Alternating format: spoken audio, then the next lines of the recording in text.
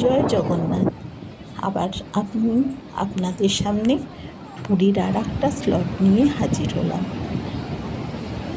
পুরীতে গিয়ে পৌঁছে তো গেলাম, কিন্তু হোটেলে যাওয়ার আগেই মনে হচ্ছিল সমুদ্র যেন আমাকে টানছে। সমুদ্রের সামনে গিয়ে তার সাথে তার ঢেউয়ের সাথে খেলার মজাই আলাদা। আমরা নিউ সিহক হোটেলে উঠেছিলাম। এবার হোটেলে তো গেলাম, হোটেলে উঠলাম, হোটেল থেকে আবার বিভিন্ন জায়গায় যাওয়ার জায়গা ঠিক করলাম, কোথায় কোথায় যাব সেই প্ল্যান করলাম। কিন্তু পরের দিনই আমরা জগন্নাথ ঠাকুরকে আগে পুজো দিয়ে নিলাম। তারপর তো সমুদ্র স্নান, সে তো আছেই। তাছাড়া সমুদ্রের মধ্যে গিয়ে সেখানে জলের সাথে লাফালাফি, সে তো আনন্দ। ছোটোবেলা থেকে আমি পুরীটা খুব পছন্দ করি।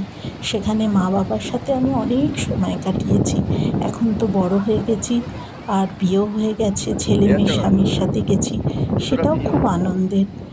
আমি তো খুব ভালোবাসি সমুদ্রকে, সমুদ্রের সাথে খেলতে, সেটা আমার আরও বেশি ভালো লাগে।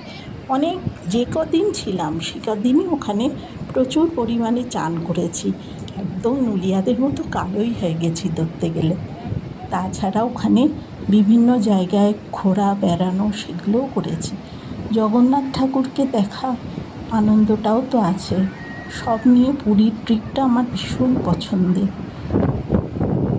বলতে গেলে পুরী আমার দ্বিতীয় বাড়ি। পুরীর জগন্নাথ ধাম আমার কাছে সবচেয়ে প্রিয়। ওখানে গিয়ে আমরা সবাই খুব মজা করেছি। জগন্নাথ মন্দিরে গিয়ে সেখানে পুজো দেওয়া, আর তাছাড়া আমাদের হোটেলটাও ভীষণ সুন্দর ছিল। নিউ সিহক হোটেলটা খুবই ভালো, একটু পেছনে ঠিকই, কিন্তু বেশ সুন্দর, আর একদম সমুদ্রের সামনে। ওখানে বসে বসেও বারান্দার থেকে সমুদ্রটা দেখা যায়। সেখান থেকে সমুদ্র উপভোগ করা তো ভীষণই ভালো পছন্দের ছিল।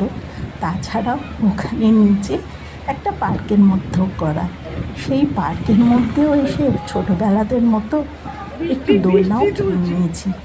মনে হলো যে একটু তো দুলেই দেখি, কে আর কী ভাববে, বড় হয়ে গেছি বলে কি একটু দোলনা চড়বো না।